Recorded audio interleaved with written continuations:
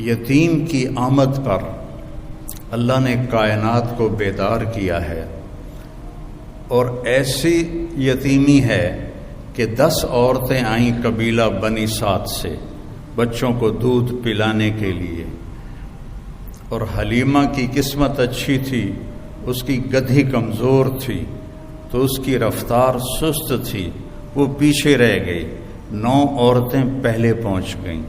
ہر عورت نے یتیم کا پوچھا، یتیم ہے؟ نہیں، سانو پیسہ کتنے ملے گا؟ اگلا بچہ لے لیا۔ دوسری آئی، یتیم ہے؟ نہیں، مجھے پیسے کون دے گا؟ اگلا بچہ لے لیا۔ یتیم ہے؟ مجھے پیسے کون دے گا؟ اگلا بچہ لے لیا۔ اس دن 10 بچے پیدا ہوئے تھے، اور ایک روایت میں آتا ہے جس دن اللہ کے نبی پیدا ہوئے اس پورے سال میں پوری دنیا میں، چاہے وہ ہند تھا یا سندھ تھا، اللہ نے ہر عورت کو بیٹا دیا۔ اس پورے سال میں ہر عورت کو اللہ تعالیٰ نے بیٹا عطا فرمایا۔ تو جب سعدیہ آئیں حلیمہ، تو بچے تو سارے جا چکے تھے، تو انہوں نے بھی انکار کر دیا، نہیں میں تو نہیں لینا، میں انہوں پیسے کون دے گا۔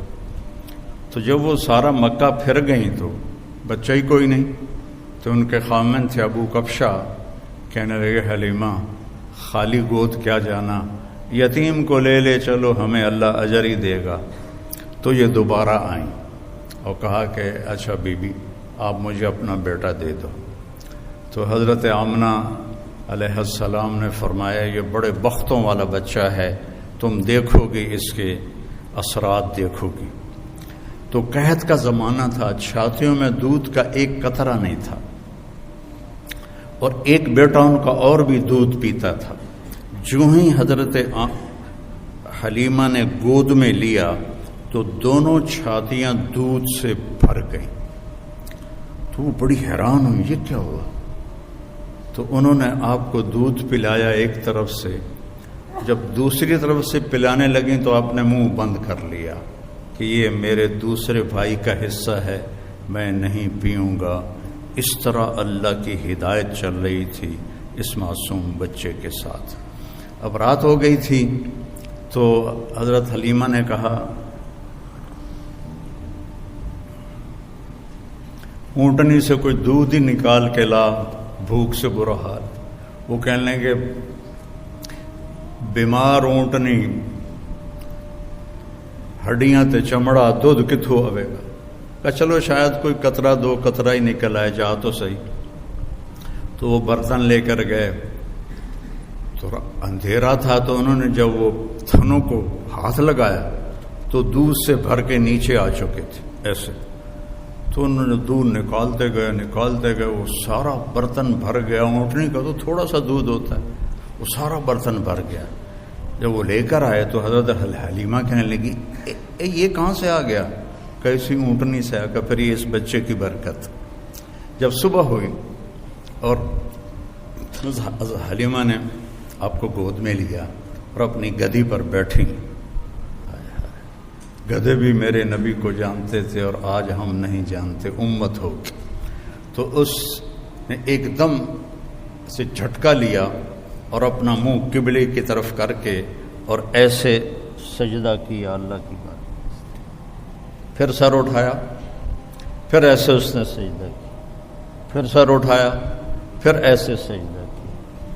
3 دفعہ اس نے سجدہ کیا شکرانے میں کہ آج میری کمر پر 2 جہان کے سردار تشریف فرما ہے۔ اور جب سفر شروع کیا تو ان کی قبیلے کی عورتیں 24 گھنٹے پہلے جا چکی تھیں، لیکن اونٹنی اور گدھی میں ایسی رفتار آئی کہ وہ 24 گھنٹے کا سفر طے کر کے ان سے آگے نکلنے لگیں۔ تو وہ حیران ہو کر کہنے لگی حلیمہ تیری سواری بدل گئی ہے، کیا ہوا ہے؟ تو انہوں نے فرمایا نہیں، میرا سوار بدل گیا ہے، ان لہذا الصبی لشأنا، یہ میرا سوار بدل گیا ہے، یہ پیدائش سے۔ اور جب آپ وہاں تھوڑے سے بڑے ہوئے اور بکریوں کے ساتھ جانا شروع کیا تو جبریل آئے اور انہوں نے آ کر آپ کو چٹان پہ لٹایا، آپ کا سینہ چاک کیا اور دل نکالا اور اس کو صاف کیا اور پھر وہاں فٹ کر کے وہ چلے گئے۔ تو ان کے جو بھائی تھے وہ دوڑے دوڑے گئے کہ میرے قریشی بھائی کو کسی نے قتل کر دیا۔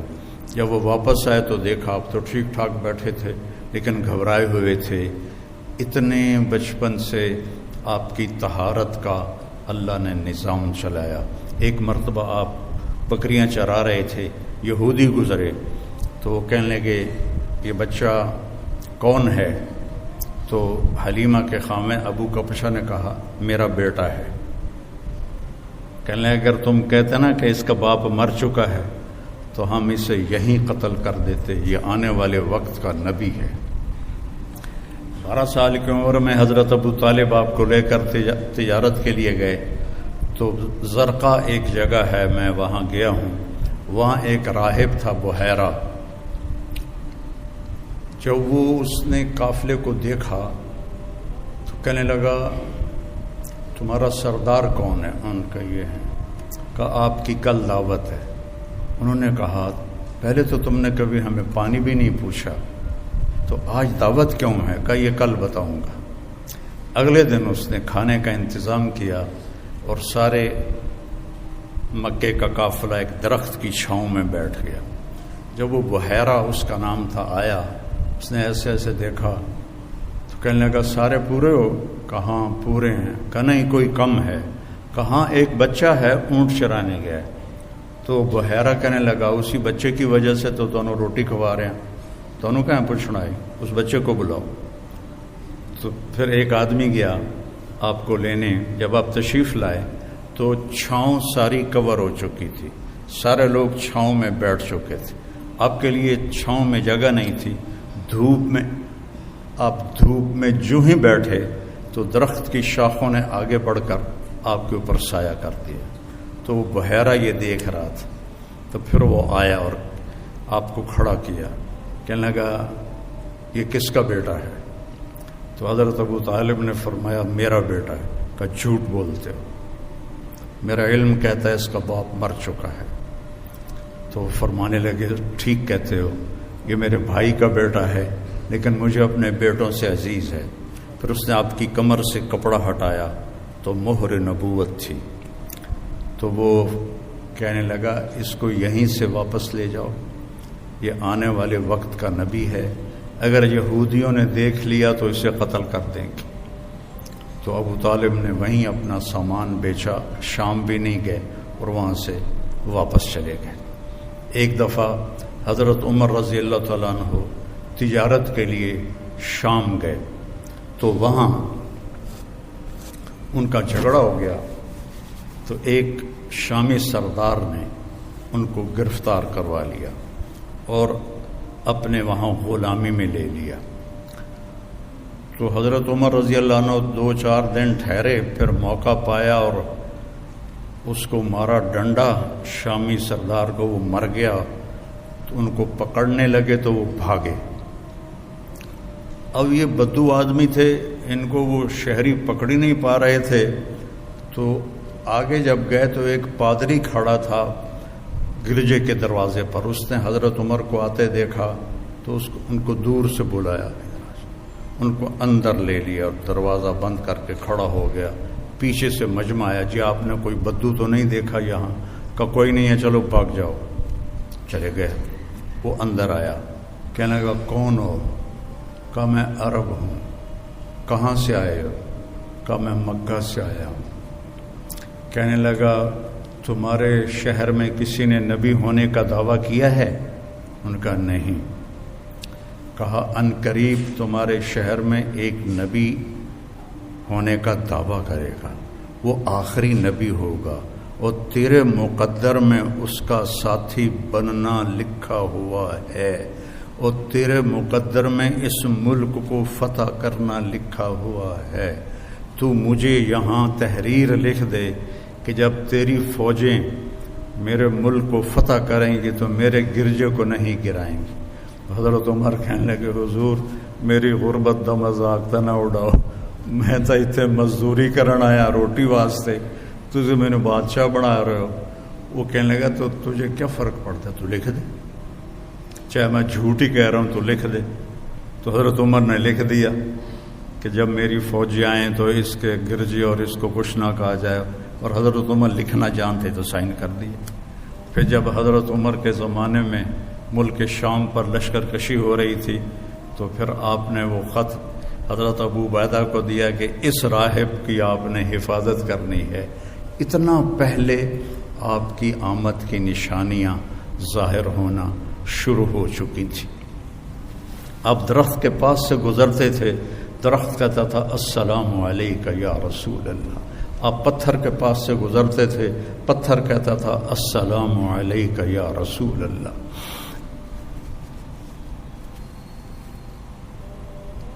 آپ مدینے میں تشریف فرما تھے, ایک بدو گزرا. آپ نے گو دیکھی ہے؟ آپ میں سے کسی نے گو دیکھی؟ اچھا, بی بی دیکھی ہے, تجھے نہیں دیکھی ہے؟ اچھا, تو وہ جو صحرائی گو ہوتی ہے وہ بہت بڑی ہوتی ہے. عرب وہ کھاتے تھے, اسلام سے پہلے کھاتے تھے. تو اس نے وہ گوہ کا شکار کیا ہوا تھا اور اس کو رسی سے باندھا ہوا تھا تو اس کی دم کے ساتھ, اور یوں اونٹ پہ لٹکا کے جا رہا تھا. راستے میں آپ کی محفل دیکھی, کہنے لگا یہ کون ہے؟ ان کا یہ وہ ہے جو کہتا میں نبی ہوں. تو اس نے اپنے اونٹنی کو موڑا اور آ کر کہنے لگا تو ہے جو کہتا ہے میں نبی ہوں. تو نے گھر گھر میں لڑائی ڈال دی ہے. اگر میری قوم کی اور تیری صلح نہ ہوتی تو میں ابھی تیرا سر اڑا دیتا. تو حضرت عمر رضی اللہ عنہ کی آنکھیں گھومنے لگیں, یا رسول اللہ مجھے اجازت دے میں اس کا سر اڑاؤں. آپ نے کہا عمر تجھے پتہ ہے کاد الحلیم ان یکون نبیا, صبر والا اور معاف کرنے والا اور درگزر کرنے والا نبی بنتے بنتے رہ جاتا ہے. یہ اتنی بڑی صفت ہے. پھر آپ نے فرمایا بھائی آپ کو مجھ سے کیا گلہ ہے؟ کہنے لگا گلے چھوڑو, پہلے تم میرے سوال کا جواب دو. اس نے گوہ کو کھولا رسی سے, شکار ہوا مری ہوئی آپ کے سامنے ایسے پھینک دی. کہنے لگا اس سے کہو یہ تمہاری نبوت کا اعلان کرے پھر تجھے نبی مانوں گا. اور ایسے کھڑا تھا ایسے, یعنی میں نے اب اس کو لاجواب کر دیا. مویا تا بندہ نہیں بلیندا گو کتھو بولنا ہے, یہیں کھلوتا ہے. ایسے کہو یہ تیری نبوت کو کا اعلان کرے. تو آپ نے اس کو ایسے دیکھا, کہا یا ضب, ضب گوہ کو کہتے. تو اس نے ایسے آنکھیں کھولی تو اس کی گردن تو ہوتی نہیں ہے. تو اس نے اپنے اگلے ہاتھ یوں اوپر کیے اور اپنا سینہ اٹھا کر کہا لبیک و سعدیک یا زین من وافا یوم القیامہ. سبحان اللہ, لبیک یا رسول اللہ, میں حاضر یا رسول اللہ. اور اس نے آپ کو ایک ٹائٹل دیا, ایک لقب دیا. میرے پاس ایک کتاب ہے جس میں 1375 نام ہیں ہمارے نبی کے, القاب ہیں. نام تو محمد و احمد ہے, باقی لقب ہیں. تو اس میں ایک علامہ سندھی ہیں, انہوں نے جمع کیے تھے. تو سب سے خوبصورت ٹائٹل اس گوہ نے دیا ہے, یا زین من وافا یوم القیامہ. قیامت کا دن بہت ہولناک ہے. یوم یجعل الولدان شیبا, الحاقۃ ما الحاقہ, القارعۃ ما القارعہ, هل اتاک حدیث الغاشیہ, زاغت الابصار. کیا کیا قرآن نے بیان کیا ہے قیامت کے دن کی ہولناکی کو. وہ کہنے لگے اے وہ ذات جس کی برکت سے قیامت کا دن خوبصورت ہو جائے گا. سبحان. وہ بدو پہلے ایسے کھڑا تھا نا, پھر اینج ہو گیا, اسے گلا بھی آیا تھا کچھ اور کم بن گیا, تو اس کے ہاتھ نیچے چلے گئے. تو کہنے آپ نے کہا من تعبد, کون ہے رب تیرا؟ کا من فی السماء عرشہ وفی الارض سلطانہ وفی البحر سبیلہ وفی الجنت رحمتہ وفی النار عقابہ. میرا رب وہ ہے جس کا عرش آسمانوں پر ہے, سلطنت زمینوں پر ہے, راستے سمندر میں ہے, رحمت اس کی جنت میں ہے, عذاب اس کا جہنم میں ہے. آپ نے فرمایا من انا, میں کون ہوں؟ سبحان من انا، گوہ بول رہی ہے، انسان نہیں بول رہا، گوہ بول رہی، اور خوبصورت عربی میں بول رہی ہے، من انا، میں کون ہوں؟ وہ کہنے لگی انت رسول رب العالمین، آپ رب العالمین کے رسول ہیں۔ اور اس نے یہیں بس نہیں کی، اس کو اگلے مسئلے کا بھی پتہ تھا کہ ایسا بھی ہوگا، وخاتم النبیین، اور آپ آخری نبی ہیں، آپ کے بعد کوئی نبی نہیں آئے گا، جو بھی آئے گا وہ جھوٹا ہوگا، وہ دجال ہوگا۔ وخاتم النبیین قد افلح من صدقک، جو آپ کی پیروی کرے گا وہ کامیاب، وقد خاب من کذبک، اور جو آپ کے راستے سے ہٹے گا وہ ہلاک و برباد۔ تو آپ نے فرمایا دس بھائی ہن کی صلاح ہے؟ کہنے لگے گو کلمہ پڑھ گئی، ہوں میں کیوں نہ پڑھا؟ پھر اس نے بھی کلمہ پڑھا اور وہ ایمان لایا۔ اللہ نے ایسے میرے آپ کے نبی کی نبوت کو کائنات کی ہر چیز کے اوپر اس کی مہر لگا دی۔ جبریل سے آپ نے فرمایا میں جو رحمت للعالمین ہوں، میری رحمت سے تجھے کیا حصہ ملا ہے؟ جبریل تو عرش کے نیچے ہوتے ہیں۔ کہ یا رسول اللہ، مجھے بھی ڈر لگتا تھا کہ کہیں میں دوزخ میں نہ چلا جاؤں۔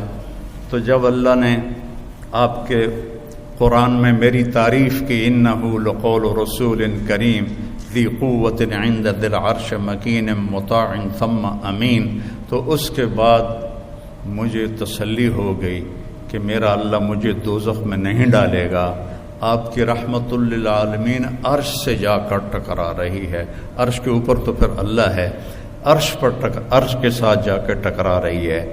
تو میرے نبی کی نبوت سب سے جدا، سب سے الگ، سب سے مکمل، سب سے کامل۔